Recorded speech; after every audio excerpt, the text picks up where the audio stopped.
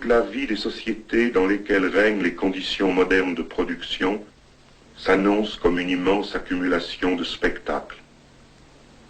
Tout ce qui était directement vécu s'est éloigné dans une représentation. Les images qui se sont détachées de chaque aspect de la vie fusionnent dans un cours commun où l'unité de cette vie ne peut plus être rétablie. La réalité, considérée partiellement, se déploie dans sa propre unité générale en tant que pseudo-monde à part, objet de la seule contemplation. La spécialisation des images du monde se retrouve, accomplie, dans le monde de l'image autonomisée, où le mensonger s'est menti à lui-même. Le spectacle en général, comme inversion concrète de la vie, est le mouvement autonome du non-vivant. Le spectacle se présente à la fois comme la société même, comme une partie de la société et comme instrument d'unification.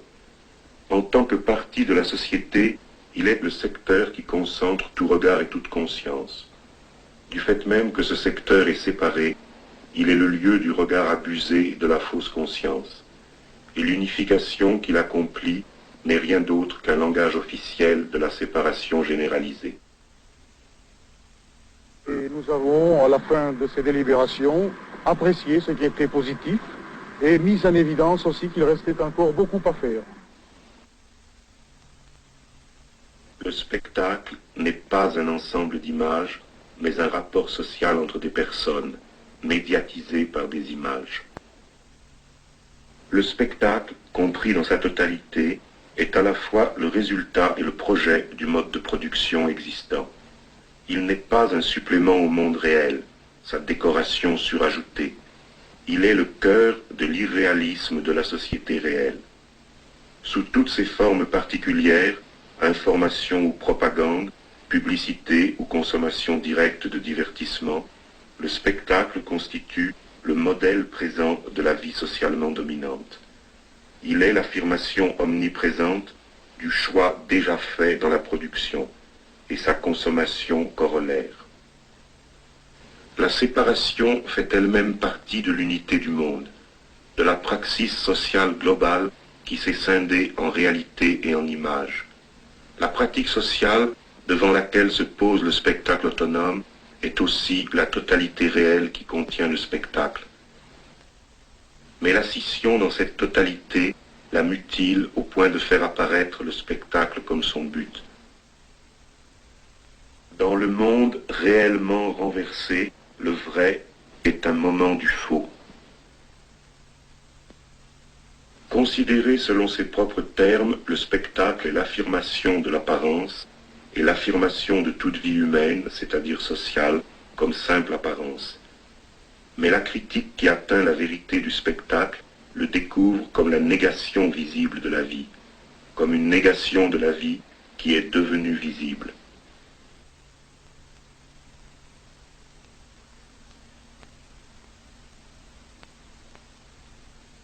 Le spectacle se présente comme une énorme positivité indiscutable et inaccessible. Il ne dit rien de plus que « ce qui apparaît est bon, ce qui est bon apparaît ». L'attitude qu'il exige par principe est cette acceptation passive qu'il a déjà en fait obtenue par sa manière d'apparaître sans réplique, par son monopole de l'apparence. Le spectacle se soumet les hommes vivants dans la mesure où l'économie les a totalement soumis. Il n'est rien que l'économie se développant pour elle-même. Il est le reflet fidèle de la production des choses et l'objectivation infidèle des producteurs.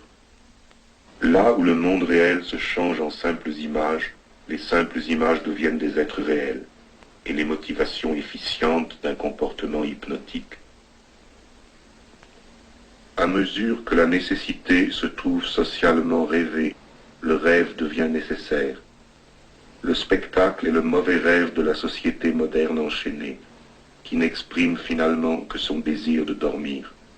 Le spectacle est le gardien de ce sommeil.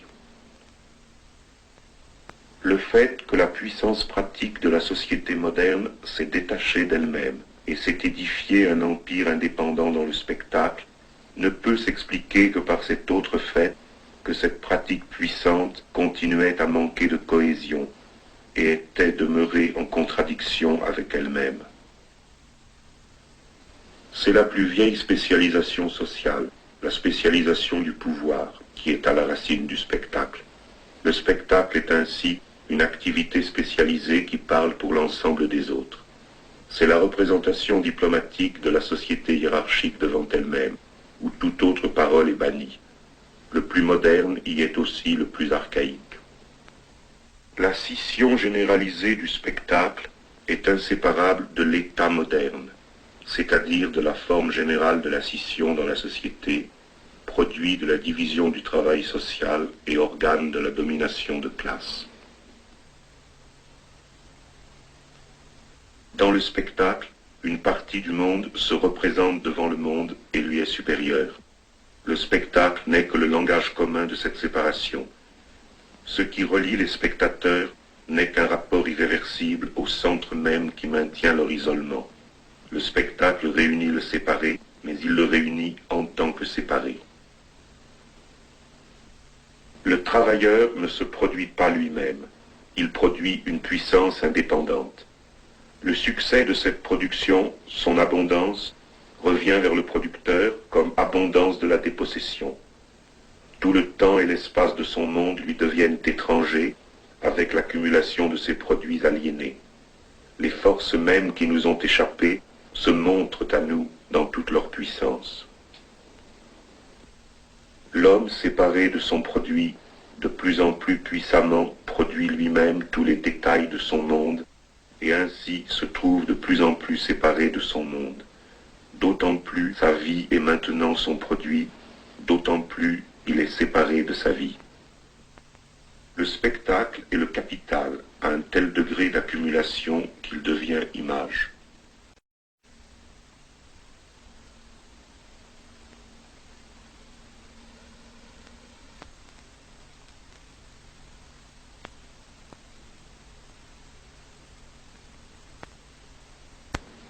La théorie critique doit se communiquer dans son propre langage. C'est le langage de la contradiction, qui doit être dialectique dans sa forme comme il l'est dans son contenu. Il est critique de la totalité et critique historique. Il n'est pas un degré zéro de l'écriture, mais son renversement. Il n'est pas une négation du style, mais le style de la négation. Dans son style même, l'exposé de la théorie dialectique est un scandale et une abomination selon les règles du langage dominant et pour le goût qu'elles ont éduqué, parce que, dans l'emploi positif des concepts existants, il inclut du même coup l'intelligence de leur fluidité retrouvée, de leur destruction nécessaire. Ce style qui contient sa propre critique doit exprimer la domination de la critique présente sur tout son passé. Par lui, le mode d'exposition de la théorie dialectique témoigne de l'esprit négatif qui est en elle. La vérité n'est pas comme le produit dans lequel on ne trouve plus de traces de l'outil. Cette conscience théorique du mouvement, dans laquelle la trace même du mouvement doit être présente, se manifeste par le renversement des relations établies entre les concepts et par le détournement de toutes les acquisitions de la critique antérieure. Les idées s'améliorent, le sens des mots y participe, le plagiat est nécessaire, le progrès l'implique. Il sert de près la phrase d'un auteur, se sert de ses expressions, efface une idée fausse, la remplace par l'idée juste. Le détournement est le langage fluide de l'anti-idéologie. Il apparaît dans la communication qui sait qu'elle ne peut prétendre détenir aucune garantie en elle-même et définitivement. Il est, au point le plus haut, le langage qu'aucune référence ancienne et supracritique ne peut confirmer. C'est au contraire sa propre cohérence, en lui-même et avec les faits praticables, qui peut confirmer l'ancien noyau de vérité qu'il ramène.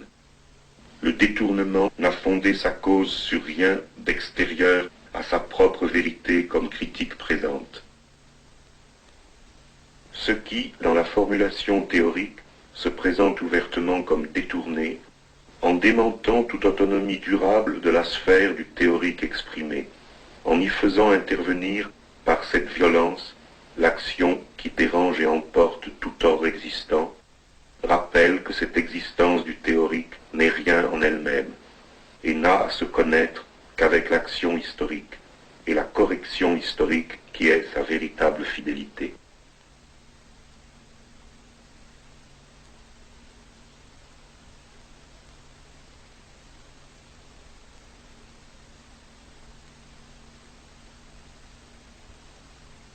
Il s'agit de posséder effectivement la communauté du dialogue et le jeu avec le temps qui ont été représentés par l'œuvre poético-artistique.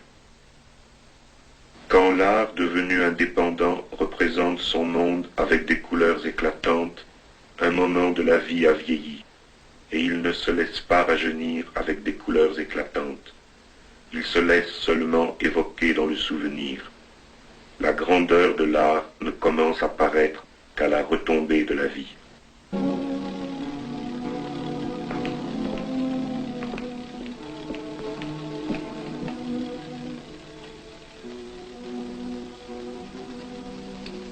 Vous vous amusez bien, monsieur Logan?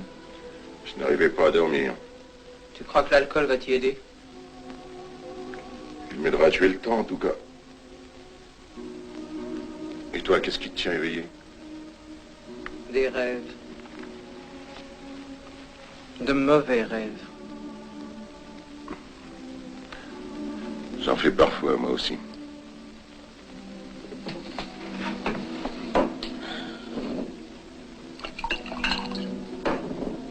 Tiens, ça t'aidera à les faire passer. J'ai déjà essayé, mais la méthode n'a pas réussi.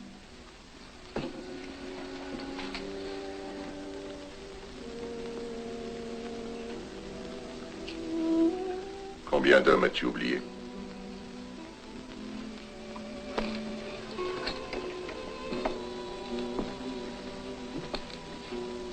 Et toi, de combien de femmes te souviens-tu?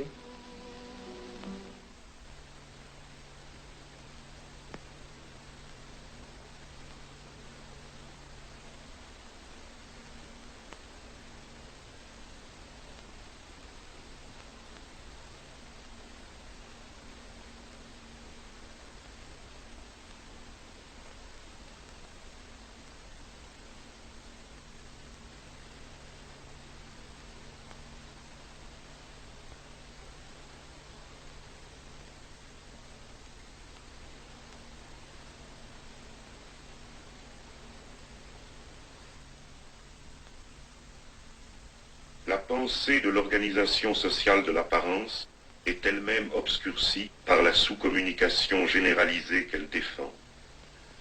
Les spécialistes du pouvoir du spectacle, pouvoir absolu à l'intérieur de son système du langage sans réponse, sont corrompus absolument par leur expérience du mépris et de la réussite du mépris, car ils retrouvent leur mépris confirmé par la connaissance de l'homme méprisable qu'est réellement le spectateur.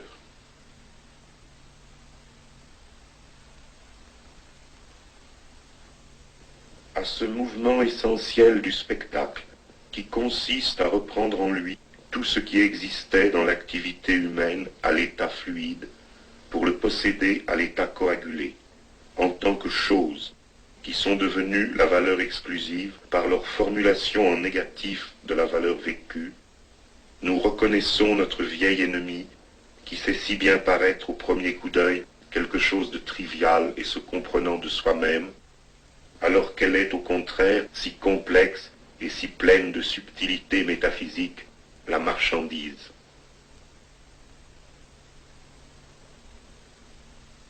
C'est le principe du fétichisme de la marchandise, la domination de la société par des choses suprasensibles bien que sensibles, qui s'accomplit absolument dans le spectacle, où le monde sensible se trouve remplacé par une sélection d'images qui existent au-dessus de lui, et qui en même temps s'est fait reconnaître comme le sensible par excellence.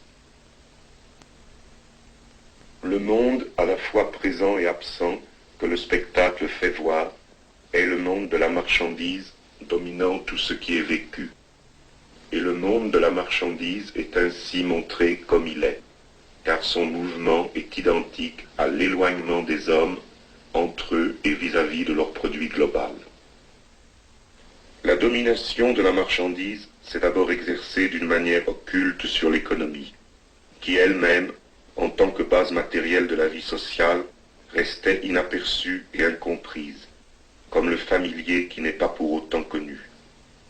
Dans une société où la marchandise concrète reste rare ou minoritaire, c'est la domination apparente de l'argent qui se présente comme l'émissaire muni des pleins pouvoirs qui parle au nom d'une puissance inconnue. Avec la révolution industrielle, la division manufacturière du travail et la production massive pour le marché mondial, la marchandise apparaît effectivement comme une puissance qui vient réellement occuper la vie sociale. C'est alors que se constitue l'économie politique comme science dominante et comme science de la domination. Le spectacle est une guerre de l'opium permanente pour faire accepter l'identification des biens aux marchandises et de la satisfaction à la survie augmentant selon ses propres lois. Mais si la survie consommable est quelque chose qui doit augmenter toujours, c'est parce qu'elle ne cesse de contenir la privation. S'il n'y a aucun au-delà de la survie augmentée, aucun point où elle pourrait cesser sa croissance, c'est parce qu'elle n'est pas elle-même au-delà de la privation, mais qu'elle est la privation devenue plus riche. La valeur d'échange n'a pu se former qu'en tant qu'agent de la valeur d'usage, mais sa victoire par ses propres armes a créé les conditions de sa domination autonome. Mobilisant tout usage humain et saisissant le monopole de sa satisfaction, elle a fini par diriger l'usage. Le processus de l'échange s'est identifié à tout usage possible et l'a réduit à sa merci. La valeur d'échange est le condottière de la valeur d'usage qui finit par mener la guerre pour son propre compte. La valeur d'usage qui était implicitement comprise dans la valeur d'échange doit être maintenant explicitement proclamée dans la réalité inversée du spectacle, justement parce que sa réalité effective est rongée par l'économie marchande surdéveloppée et qu'une pseudo-justification devient nécessaire à la fausse vie.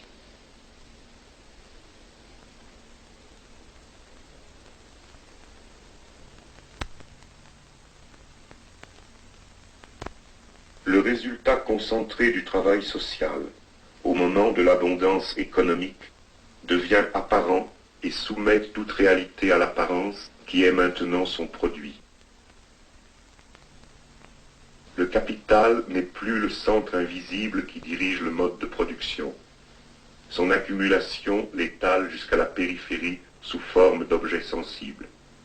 Toute l'étendue de la société est son portrait.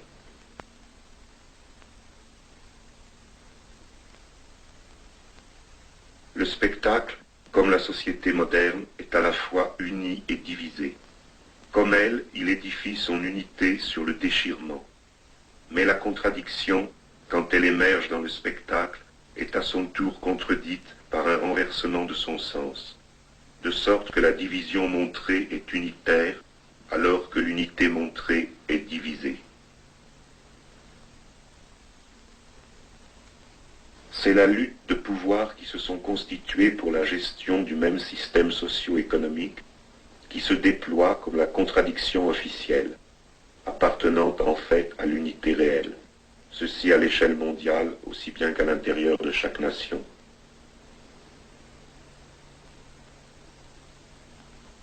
Les fausses luttes spectaculaires des formes rivales du pouvoir séparé sont en même temps réelles, en ce qu'elles traduisent le développement inégal et conflictuel du système, les intérêts relativement contradictoires des classes ou des subdivisions de classes qui reconnaissent le système et définissent leur propre participation dans son pouvoir. Ces diverses oppositions peuvent se donner dans le spectacle selon des critères tout différents, comme des formes de société absolument distinctes. Mais selon leur réalité effective de secteurs particuliers, la vérité de leur particularité réside dans le système universel qui les contient, dans le mouvement unique qui a fait de la planète son champ, le capitalisme. Le mouvement de banalisation qui, sous les diversions chatoyantes du spectacle, domine mondialement la société moderne, la domine aussi sur chacun des points où la consommation développée des marchandises a multiplié en apparence les rôles et les objets à choisir. Les survivances de la religion et de la famille, laquelle reste la forme principale de l'héritage du pouvoir de classe, et donc de la répression morale qu'elles assurent, peuvent se combiner comme une même chose avec l'affirmation redondante de la jouissance de ce monde n'étant justement produit qu'en tant que pseudo-jouissance qui garde en elle la répression. À l'acceptation béate de ce qui existe peut aussi se joindre comme une même chose la révolte purement spectaculaire. Ceci traduit ce simple fait que l'insatisfaction elle-même est devenue une marchandise dès que l'abondance économique s'est trouvée capable d'étendre sa production jusqu'au traitement d'une telle matière première. En concentrant en elle l'image d'un rôle possible, la vedette, la représentation spectaculaire de l'homme vivant, concentre donc cette banalité. La condition de vedette est la spécialisation du vécu apparent, l'objet de l'identification à la vie apparente sans profondeur, qui doit compenser l'émiettement des spécialisations productives effectivement vécues. Les vedettes existent pour figurer des types variés de styles de vie et de styles de compréhension de la société, libres de s'exercer globalement. Elles incarnent le résultat inaccessible du travail social, en mimant des sous-produits de ce travail qui sont magiquement transférés au-dessus de lui comme son but.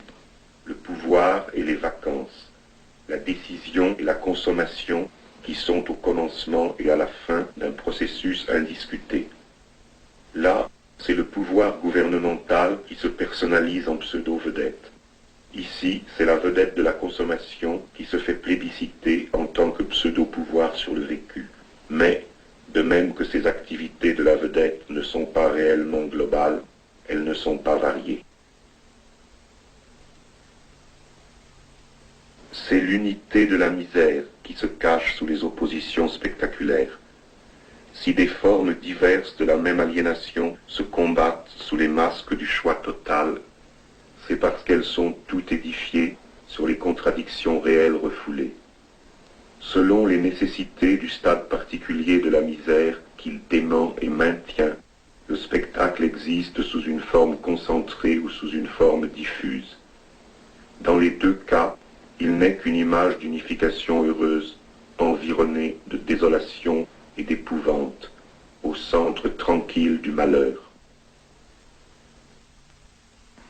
Le spectaculaire concentré appartient essentiellement au capitalisme bureaucratique, encore qu'il puisse être importé comme technique du pouvoir étatique sur des économies mixtes plus arriérées ou dans certains moments de crise du capitalisme avancé. La propriété bureaucratique, en effet, est elle-même concentrée, en ce sens que le bureaucrate individuel n'a de rapport avec la possession de l'économie globale que par l'intermédiaire de la communauté bureaucratique, qu'en tant que membre de cette communauté. En outre, la production des marchandises, moins développée, se présente aussi sous une forme concentrée. La marchandise que la bureaucratie détient, c'est le travail social total, et ce qu'elle revend à la société, c'est sa survie en bloc.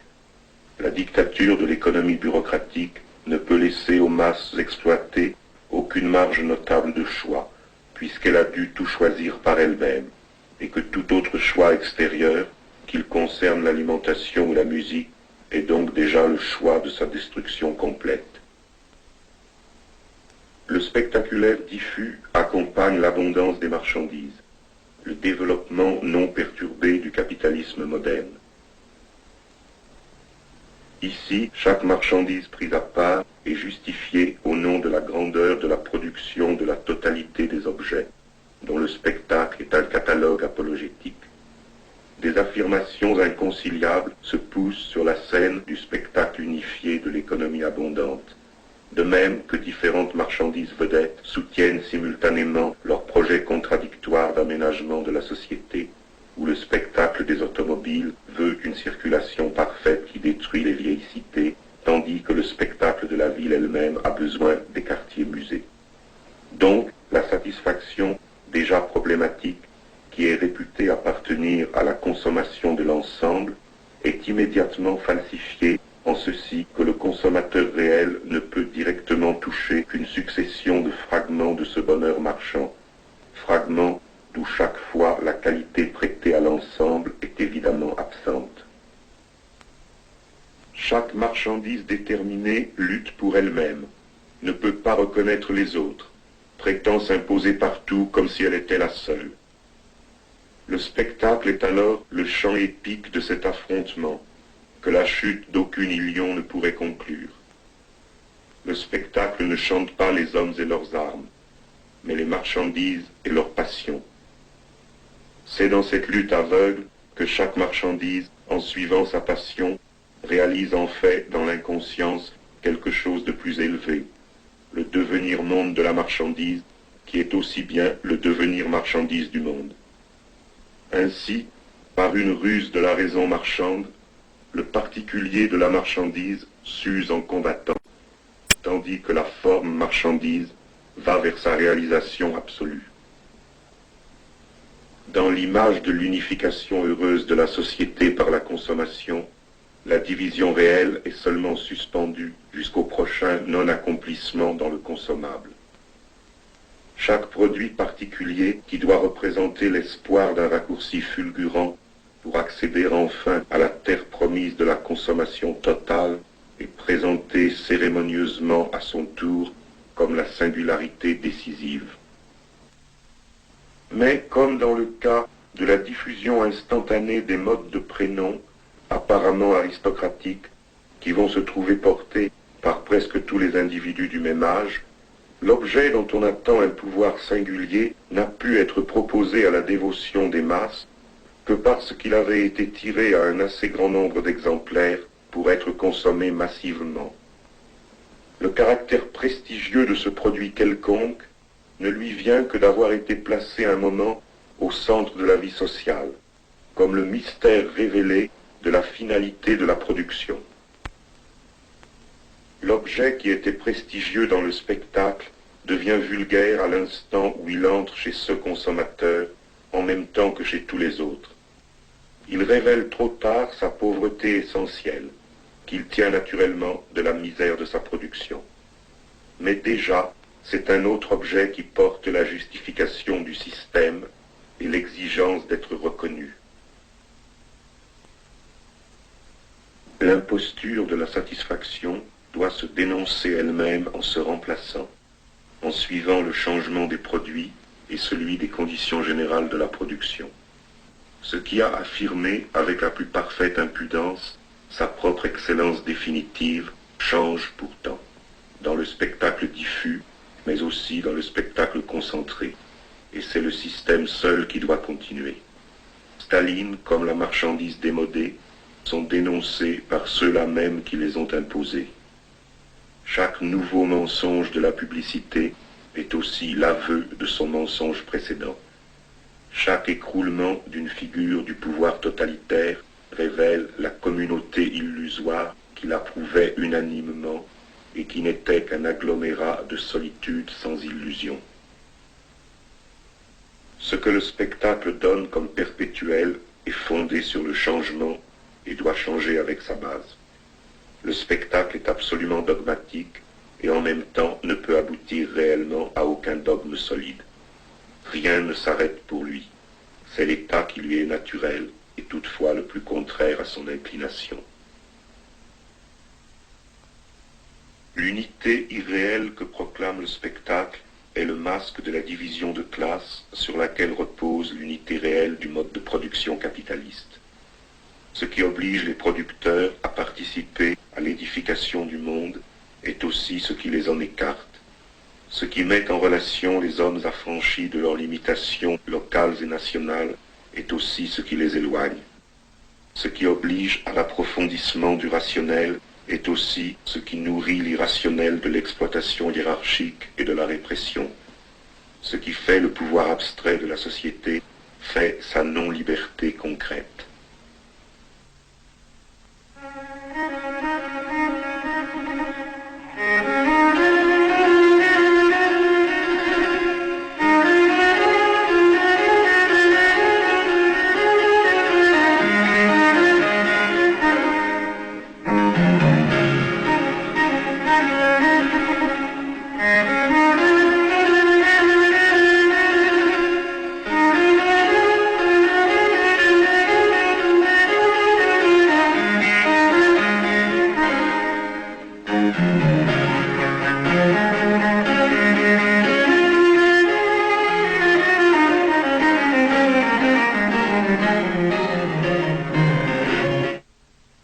La production capitaliste a unifié l'espace, qui n'est plus limité par des sociétés extérieures. Cette unification est en même temps un processus extensif et intensif de banalisation. L'accumulation des marchandises produites en série pour l'espace abstrait du marché, de même qu'elle devait briser toutes les barrières régionales et légales et toutes les restrictions corporatives du Moyen-Âge qui maintenaient la qualité de la production artisanale, devait aussi dissoudre l'autonomie et la qualité des lieux.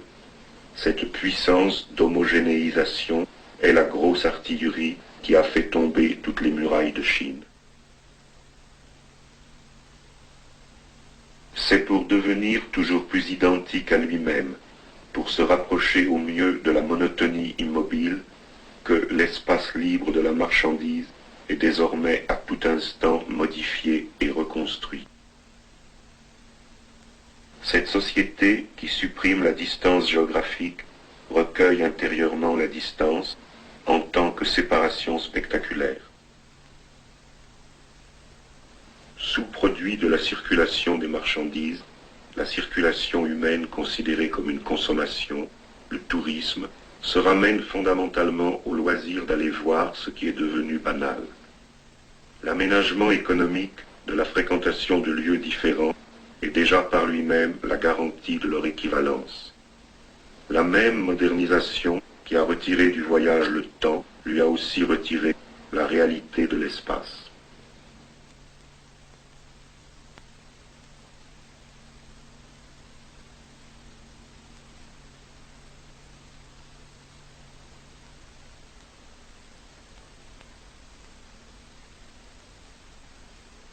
La société qui modèle tout son entourage a édifié sa technique spéciale pour travailler la base concrète de cet ensemble de tâches, son territoire même. L'urbanisme est cette prise de possession de l'environnement naturel et humain par le capitalisme qui, se développant logiquement en domination absolue, peut et doit maintenant refaire la totalité de l'espace comme son propre décor.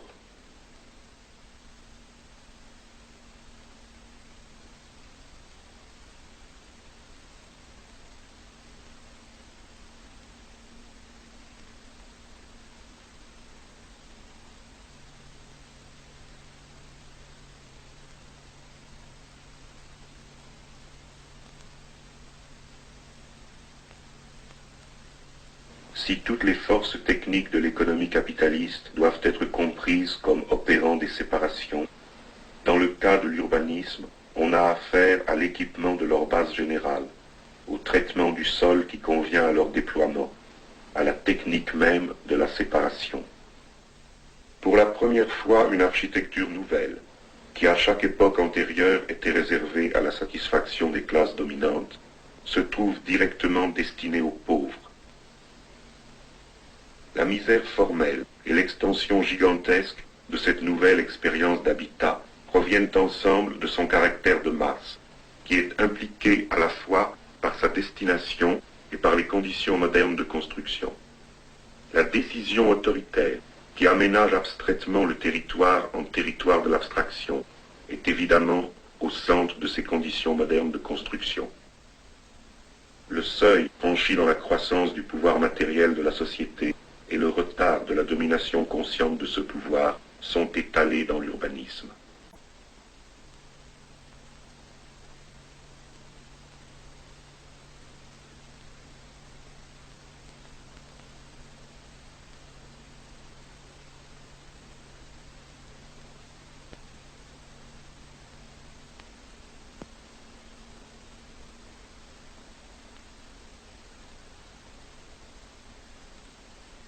L'histoire qui menace ce monde crépusculaire est aussi la force qui peut soumettre l'espace au temps vécu.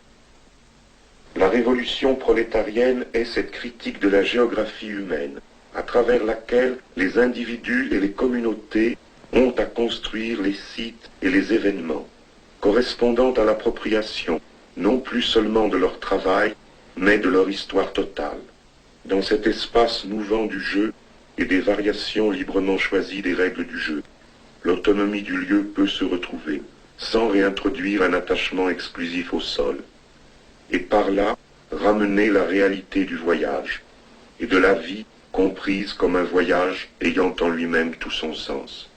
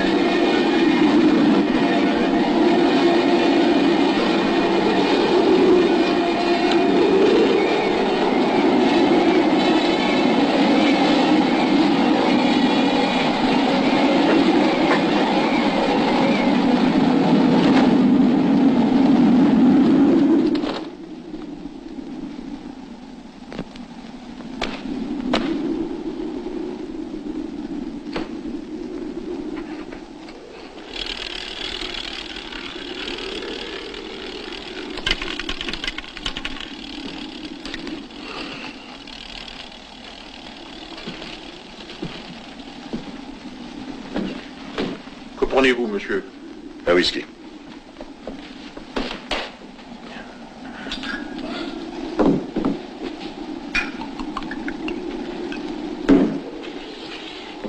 Java, Sumatra, Hindu, Chinese, Portuguese, Filipinos, Russians, Malayan. What a witch's suburb. If anyone saw us coming in here, I'd certainly hear plenty. The other places like kindergartens compared with this.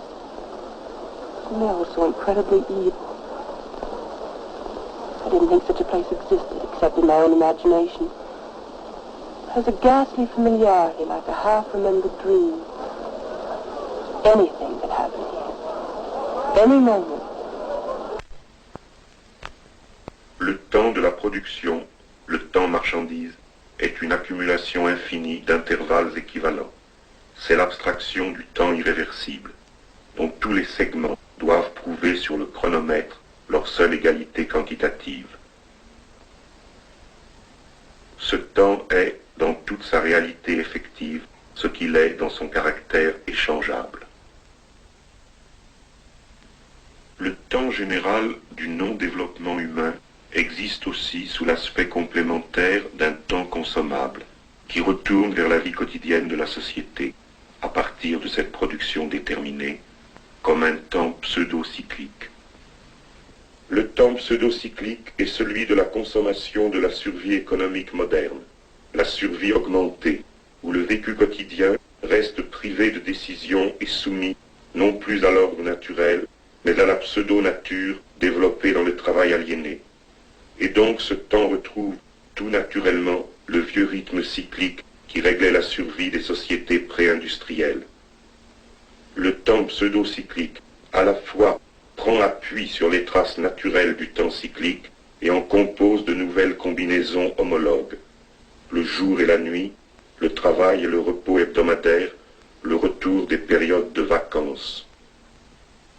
Le temps pseudo-cyclique consommable est le temps spectaculaire, à la fois comme temps de la consommation des images au sens restreint et comme image de la consommation du temps dans toute son extension.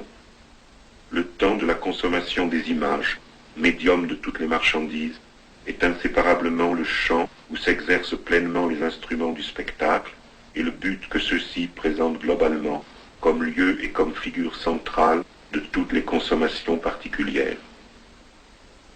L'image sociale de la consommation du temps, de son côté, est exclusivement dominée par les moments de loisirs et de vacances, moments représentés à distance et désirable par postulat, comme toute marchandise spectaculaire. Cette marchandise est ici explicitement donnée comme le moment de la vie réelle, dont il s'agit d'attendre le retour cyclique. Mais dans ces moments mêmes, assignés à la vie, c'est encore le spectacle qui se donne à voir et à reproduire, en atteignant un degré plus intense. Ce qui a été représenté comme la vie réelle se révèle simplement comme la vie plus réellement spectaculaire. Tandis que la consommation du temps cyclique des sociétés anciennes était en accord avec le travail réel de ces sociétés, la consommation pseudo-cyclique de l'économie développée se trouve en contradiction avec le temps irréversible abstrait de sa production. Alors que le temps cyclique était le temps de l'illusion immobile vécue réellement, le temps spectaculaire est le temps de la réalité qui se transforme, vécue illusoirement. Ce qui est toujours nouveau dans le processus de la production des choses ne se retrouve pas dans la consommation, qui reste le retour élargi du même. Parce que le travail mort continue de dominer le travail vivant, dans le temps spectaculaire, le passé domine le présent. Comme autre côté de la déficience de la vie historique générale, la vie individuelle n'a pas encore d'histoire. Les pseudo-événements qui se pressent dans la dramatisation spectaculaire n'ont pas été vécus par ceux qui en sont informés. Et de plus, ils se perdent dans l'inflation de leur remplacement précipité à chaque pulsion de la machinerie spectaculaire. D'autre part, ce qui a été réellement vécu est sans relation avec le temps irréversible officiel de la société et en opposition directe au rythme pseudo-cyclique du sous-produit consommable de ce temps. Ce vécu individuel de la vie quotidienne séparée reste sans langage, sans concept, sans accès critique à son propre passé qui n'est consigné nulle part. Il ne se communique pas. Il est incompris et oublié au profit de la fausse mémoire spectaculaire du non mémorable. C'est la vie, que voulez-vous? Les amitiés vont et viennent. Vous voulez me jouer quelque chose, monsieur Guitare? Avez-vous une préférence? Oui, jouez-moi un air qui parle d'amour. Il jouera moins bien tout à l'heure quand il sera allongé à la place de l'autre sur la table de passe anglaise. Quelle mouche a piqué votre ami? Je n'en sais rien. Qu'est-ce qui vous prend? C'est plutôt à lui qu'il faut demander ça. Faire la cour à une femme inconnue amène parfois de graves ennuis. Êtes-vous une femme inconnue? Pour les étrangers seulement. À quel jeu jouez-vous tous les deux? Nous ne jouons à rien, mon ami. Oh, ce n'est pas l'endroit qu'il fallait choisir pour jeter l'encre. C'est cette dame qui m'a fait venir, pas vous. Si je tire face, je vous tue, monsieur. Et pile, vous lui jouez un air de guitare.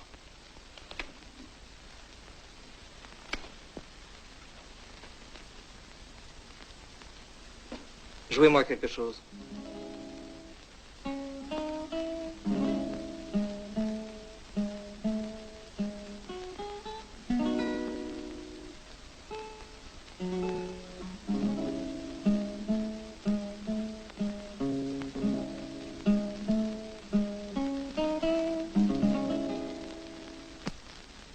Jouez quelque chose d'autre.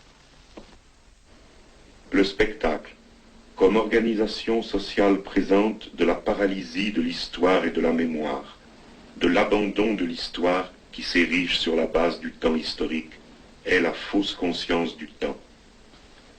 Sous les modes apparentes qui s'annulent et se recomposent à la surface futile du temps pseudo-cyclique contemplé, le grand style de l'époque est toujours dans ce qui est orienté par la nécessité évidente et secrète de la révolution.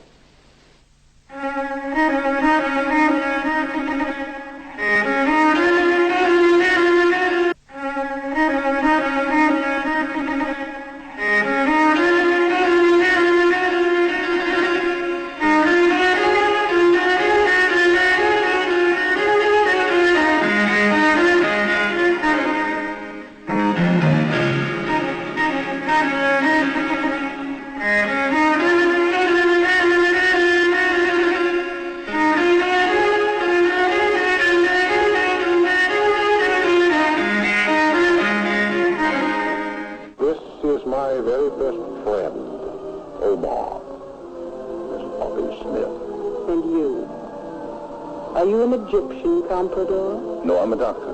Dr. Omar of Shanghai and Gomorrah. Any relation to the poet Omar? A book of verses underneath the bough?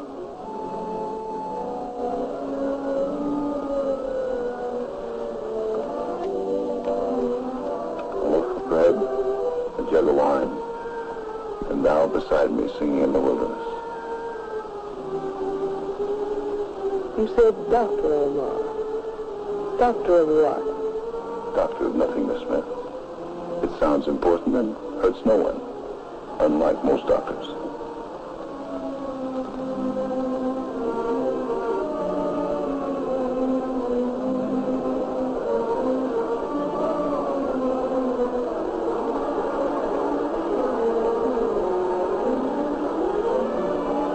And your belief, is it as real as your title? Where were you born? My birth took place under a full moon on the sands near Damascus. My father was an Armenian tobacco dealer and was far away. And my mother, the less said about her, the better. She was half French, and the other half is lost in the dust of time. In short, I'm a thoroughbred mongrel. I'm related to all the earth, and nothing that's human is foreign to me. And perhaps you can explain how our friend suddenly vanished. We were alone since I first saw you.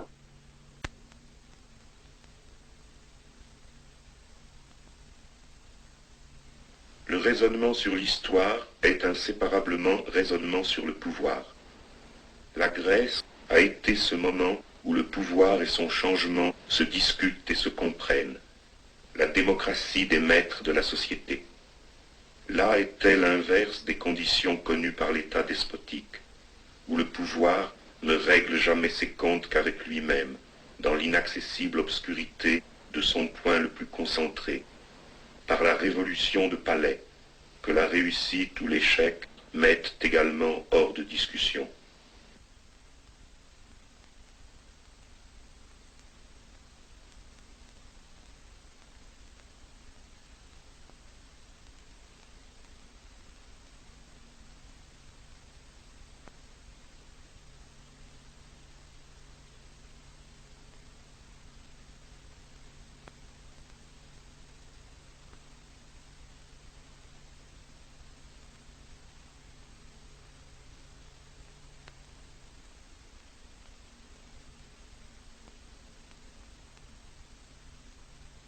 Quand la sèche chronologie sans explication du pouvoir divinisé parlant à ses serviteurs, qui ne veut être comprise qu'en tant qu'exécution terrestre des commandements du mythe, peut être surmontée et devient histoire consciente, il a fallu que la participation réelle à l'histoire ait été vécue par des groupes étendus. De cette communication pratique entre ceux qui se sont reconnus comme les possesseurs d'un présent singulier, qui ont éprouvé la richesse qualitative des événements comme leur activité et le lieu où ils demeuraient, leur époque, naît le langage général de la communication historique. Ceux pour qui le temps irréversible a existé y découvrent à la fois le mémorable et la menace de l'oubli. Hérodote d'Halicarnasse présente ici les résultats de son enquête, afin que le temps n'abolisse pas les travaux des hommes.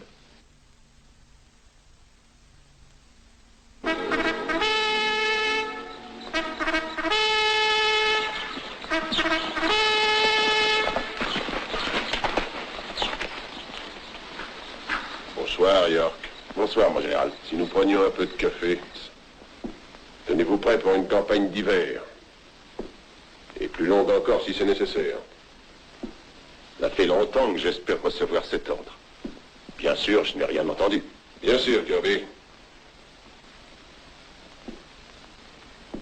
Si vous échouez, je puis vous affirmer que le conseil de guerre qui vous jugera sera composé de nos anciens compagnons du Shenandoah. Je les choisirai moi-même. Le Shenandoah. Je me demande ce que les historiens écriront plus tard sur le Shenandoah.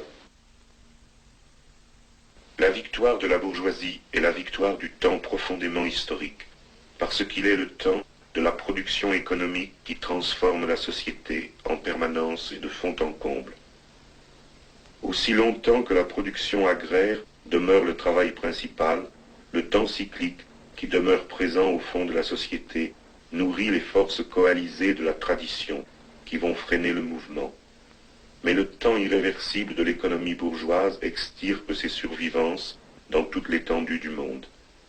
L'histoire qui était apparue jusque-là comme le seul mouvement des individus de la classe dominante, et donc écrite comme histoire événementielle, est maintenant comprise comme le mouvement général, et dans ce mouvement sévère, les individus sont sacrifiés. L'histoire qui découvre sa base dans l'économie politique sait maintenant l'existence de ce qui était son inconscient, mais qui pourtant reste encore l'inconscient qu'elle ne peut tirer au jour. C'est seulement cette préhistoire aveugle, une nouvelle fatalité que personne ne domine, que l'économie marchande a démocratisée.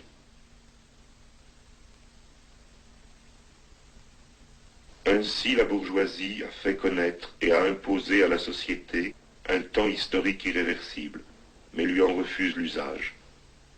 Il y a eu de l'histoire, mais il n'y en a plus, parce que la classe des possesseurs de l'économie, qui ne peut pas rompre avec l'histoire économique, la classe dominante, faite de spécialistes de la possession des choses, qui sont eux-mêmes par là une possession des choses, doit lier son sort au maintien de cette histoire réifiée, à la permanence d'une nouvelle immobilité dans l'histoire. Pour la première fois, le travailleur à la base de la société n'est pas matériellement étranger à l'histoire, car c'est maintenant par sa base que la société se meut irréversiblement. Dans la revendication de vivre le temps historique qu'il fait, le prolétariat trouve le simple centre inoubliable de son projet révolutionnaire. Et chacune des tentatives jusqu'ici brisées d'exécution de ce projet marque un point de départ possible de la vie nouvelle historique.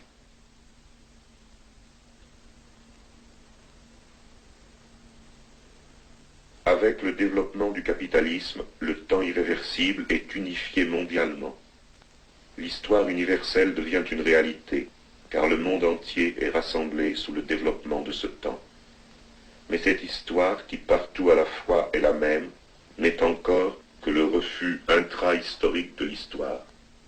C'est le temps de la production économique, découpé en fragments abstraits égaux, qui se manifestent sur toute la planète comme le même jour. Le temps irréversible unifié est celui du marché mondial et corollairement du spectacle mondial. Le temps irréversible de la production est d'abord la mesure des marchandises. Ainsi donc, le temps qui s'affirme officiellement sur toute l'étendue du monde comme le temps général de la société, ne signifiant que les intérêts spécialisés qui le constituent n'est qu'un temps particulier.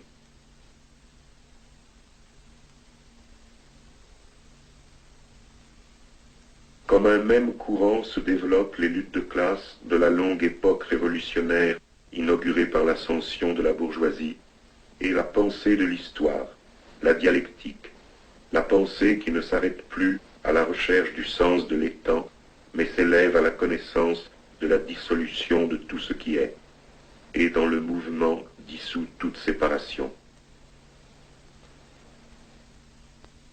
Cette pensée historique n'est encore que la conscience qui arrive toujours trop tard et qui énonce la justification post festum. Ainsi, elle n'a dépassé la séparation que dans la pensée. Le paradoxe qui consiste à suspendre le sens de toute réalité à son achèvement historique et à révéler en même temps ce sens en se constituant soi-même en achèvement de l'histoire découle de ce simple fait.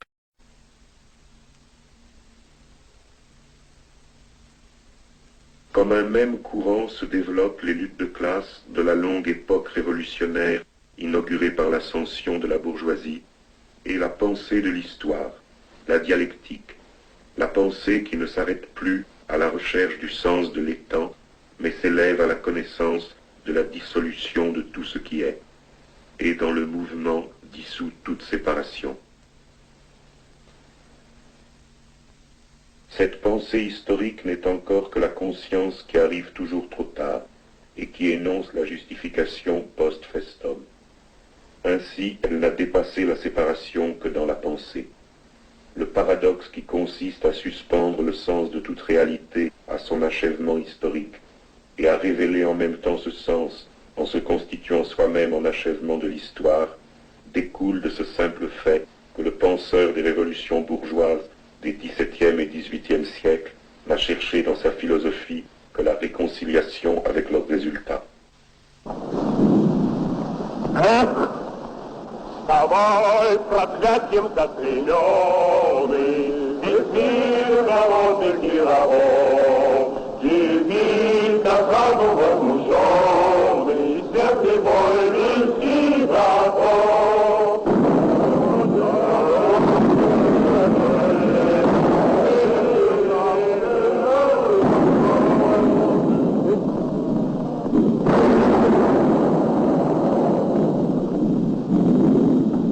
Это есть наш последний решительный бой.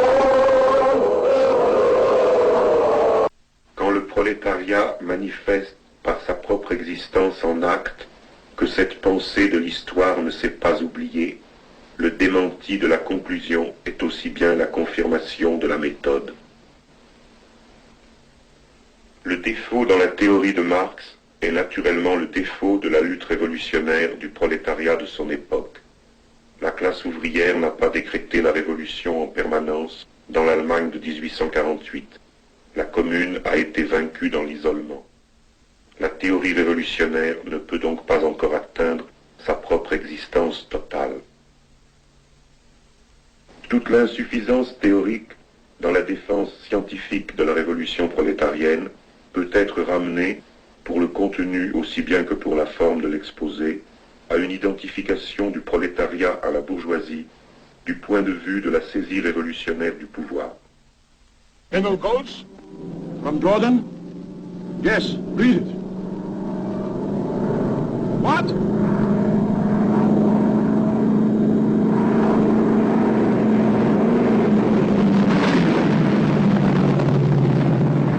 Too late, Duval. That means we're done for. This time we failed. Too bad. Yes. Too bad. Les deux seules classes qui correspondent effectivement à la théorie de Marx, les deux classes pures vers lesquelles mène toute l'analyse dans le Capital, la bourgeoisie et le prolétariat, sont également les deux seules classes révolutionnaires de l'histoire, mais à des conditions différentes. La révolution bourgeoise est faite. La révolution prolétarienne est un projet, né sur la base de la précédente révolution, mais en différant qualitativement. En négligeant l'originalité du rôle historique de la bourgeoisie, on masque l'originalité concrète de ce projet prolétarien qui ne peut rien atteindre sinon en portant ses propres couleurs et en connaissant l'immensité de ses tâches. La bourgeoisie est venue au pouvoir parce qu'elle est la classe de l'économie en développement. Le prolétariat ne peut être lui-même le pouvoir qu'en devenant la classe de la conscience. Le mûrissement des forces productives ne peut garantir un tel pouvoir, même par le détour de la dépossession accrue qu'il entraîne. La saisie jacobine de l'État ne peut être son instrument. Aucune idéologie ne peut lui servir à déguiser des buts partiels en buts généraux, car il ne peut conserver aucune réalité partielle qui soit effectivement à lui.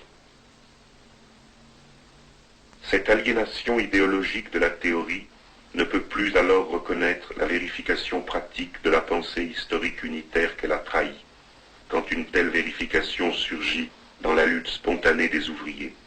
Elle peut seulement concourir à en réprimer la manifestation et la mémoire.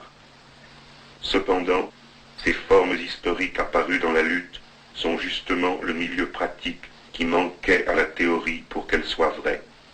Elles sont une exigence de la théorie, mais qui n'avait pas été formulée théoriquement.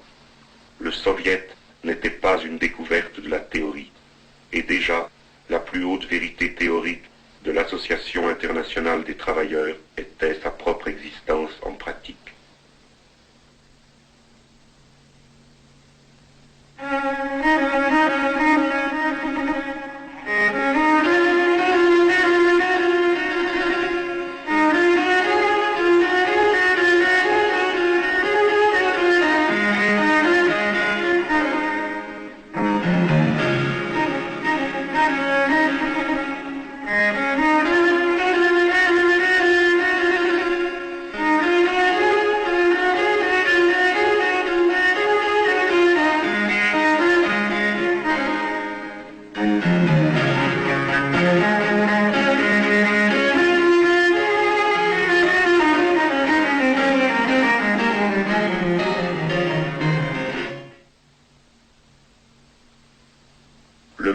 tournant historique où le bolchevisme a triomphé pour lui-même en Russie et où la social-démocratie a combattu victorieusement pour le vieux monde, marque la naissance achevée d'un ordre des choses qui est au cœur de la domination du spectacle moderne.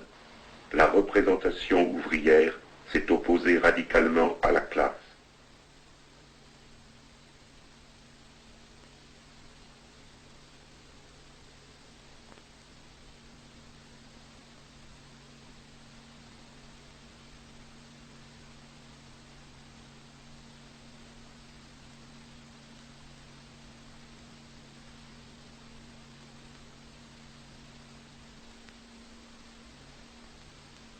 L'époque stalinienne révèle la réalité dernière de la bureaucratie. Elle est la continuation du pouvoir de l'économie, le sauvetage de l'essentiel de la société marchande, maintenant le travail marchandise. C'est la preuve de l'économie indépendante qui domine la société au point de recréer pour ses propres fins la domination de classe qui lui est nécessaire.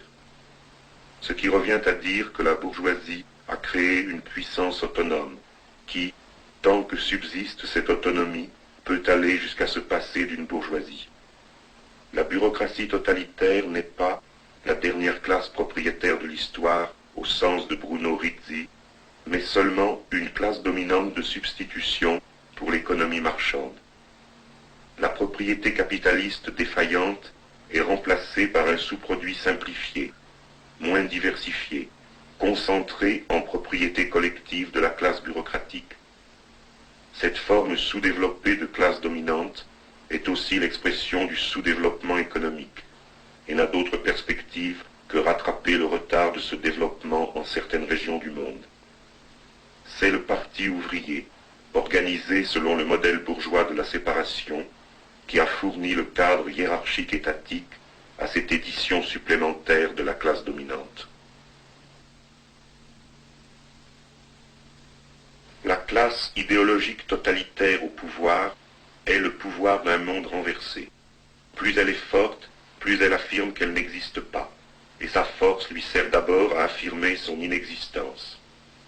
Elle est modeste sur ce seul point, car son inexistence officielle doit aussi coïncider avec le nec plus ultra du développement historique, que simultanément on devrait à son infaillible commandement. Étalée partout, la bureaucratie doit être la classe invisible pour la conscience, de sorte que c'est toute la vie sociale qui devient démente. L'organisation sociale du mensonge absolu découle de cette contradiction fondamentale.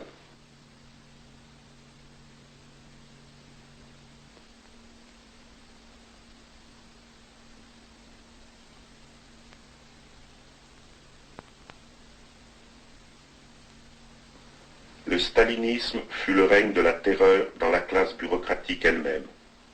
Le terrorisme qui fonde le pouvoir de cette classe doit frapper aussi cette classe, car elle ne possède aucune garantie juridique, aucune existence reconnue en tant que classe propriétaire, qu'elle pourrait étendre à chacun de ses membres.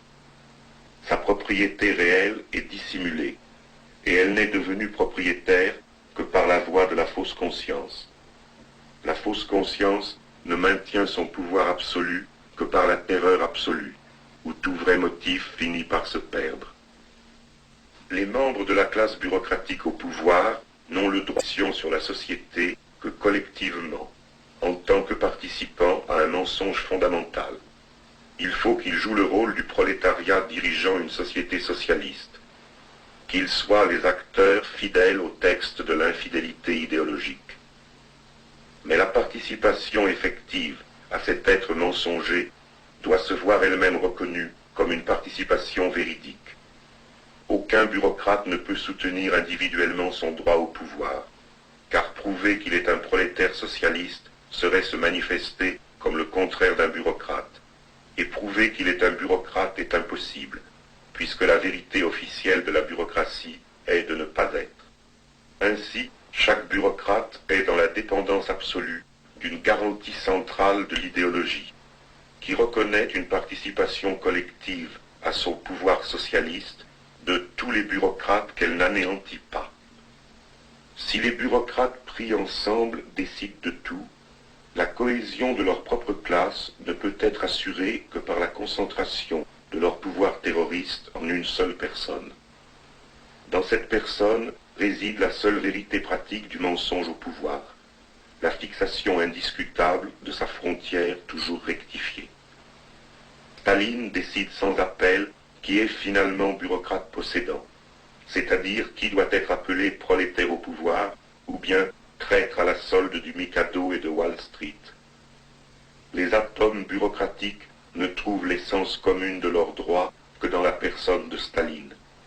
Staline est ce souverain du monde qui se sait de cette façon la personne absolue, pour la conscience de laquelle il n'existe pas d'esprit plus haut.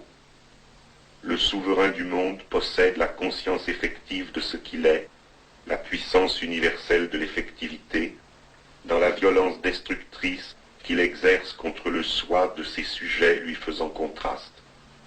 En même temps qu'il est la puissance qui définit le terrain de la domination, il est la puissance ravageant ce terrain.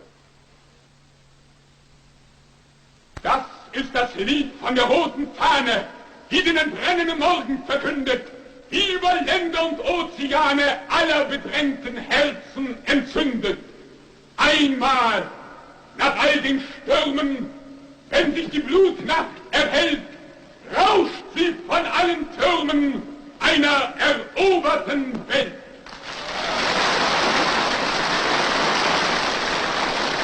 Genossen, eine alarmierende Nachricht. Der Deutsche Reichstag steht in Flammen. Noch sind keine Einzelheiten bekannt, aber schon verbreitet der faschistische Rundfunk über alle Sender die Behauptung, Kommunisten hätten den Reichstag angezündet. In Wirklichkeit handelt es sich um eine groß angelegte, ungeheuerliche Provokation der Nazi-Regierung. Die Versammlung ist aufgelöst. Der Reichstag brennt! Die Nazis haben Vorwand, den sie brauchen. Die Versammlung ist aufgelöst. Sie wollen unsere Partei verbieten. Sie wollen die Stimme der Arbeiterklasse ersticken. Aber das wird ihnen nicht gelingen. Solange es Kommunisten in Deutschland gibt und es wird die immer geben, solange wird der Kampf gegen Hitler nicht aufhören.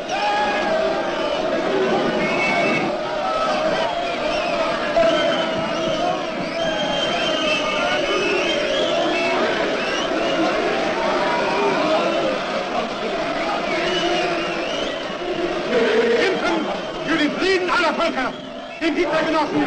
Hitler heißt Krieg!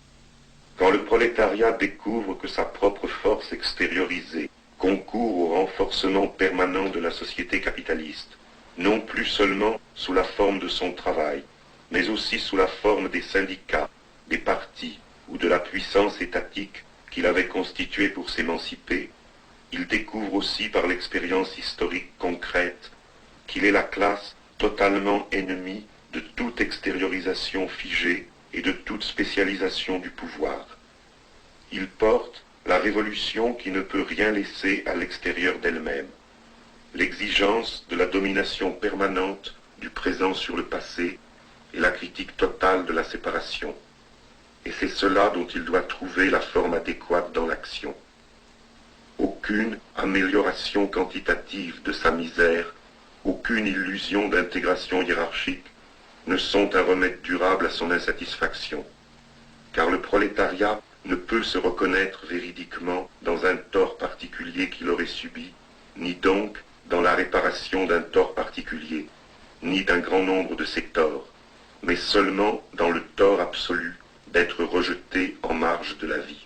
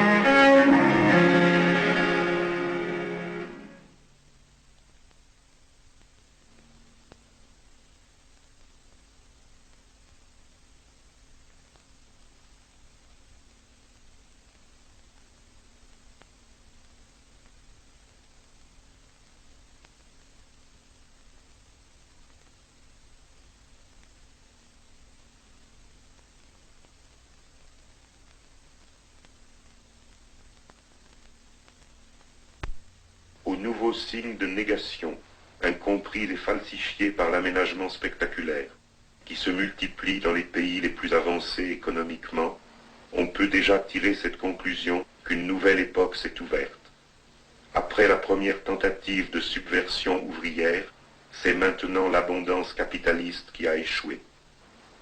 Quand les luttes antisyndicales des ouvriers occidentaux sont réprimées d'abord par les syndicats, et quand les courants révoltés de la jeunesse lancent une première protestation informe, dans laquelle pourtant le refus de l'ancienne politique spécialisée, de l'art et de la vie quotidienne est immédiatement impliqué, ce sont là les deux faces d'une nouvelle lutte spontanée qui commence sous l'aspect criminel. Ce sont les signes avant-coureurs du deuxième assaut prolétarien contre la société de classe.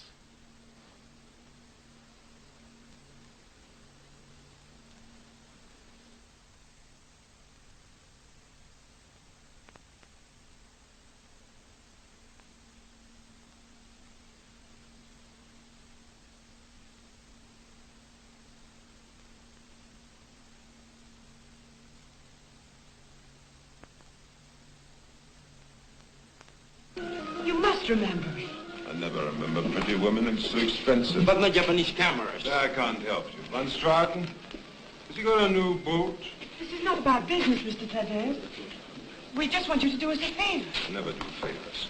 We only want a little information about Poland. I never give in. Poland.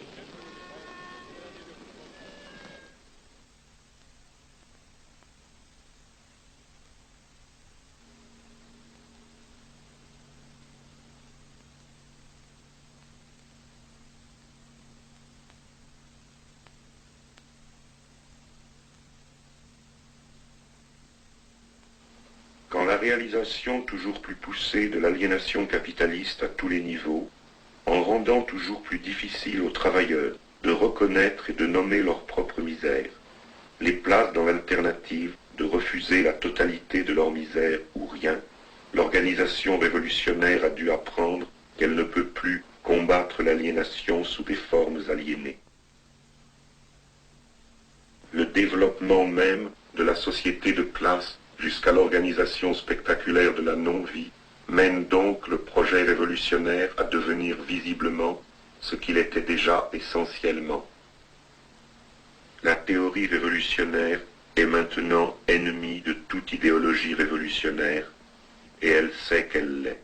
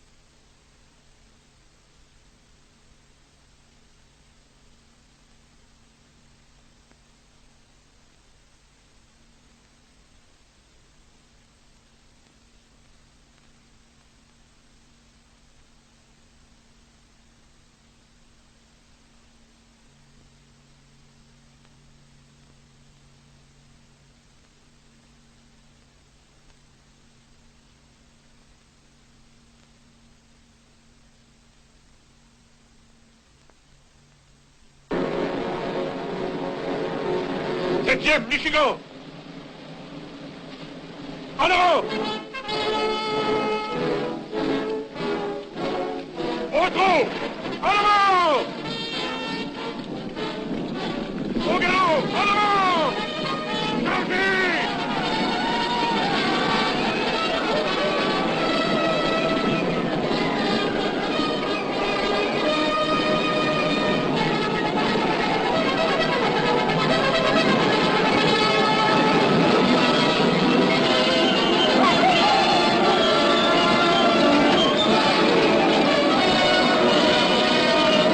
Not a speech, proposing a toast. In Georgian style, Luigi. How did you recognize me? I know you. Your glasses are friends. In Georgian toast, the little story always comes first. I had a dream. I found myself in a graveyard where all the tombstones were marked in a curious way. 1822, 1826, 1930, 34, always like that, always a very short time between birth and death. In the graveyard was a very old man. I asked him how it was that he had lived so long when everyone else in his village had died so young. But no, he told me this. Not that we die early, it is just that here on our tombstones we do not count the years of a man's life, but rather the length of time he's kept a friend. Let's drink to friendship.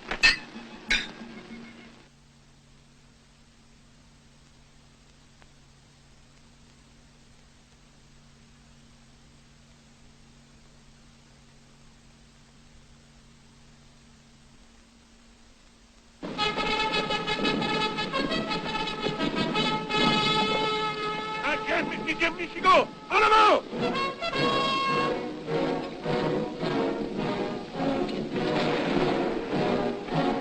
Au trot. En avant.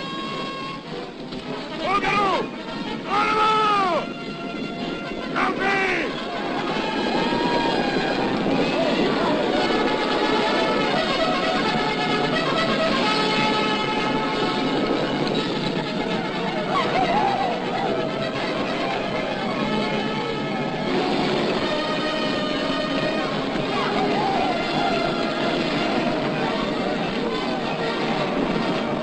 Logic, cried the dying frog as he started out of bearing the scorpion down with him. There is no logic in this. I know, said the scorpion, but I can't help it. It's my character. Let's drink to character.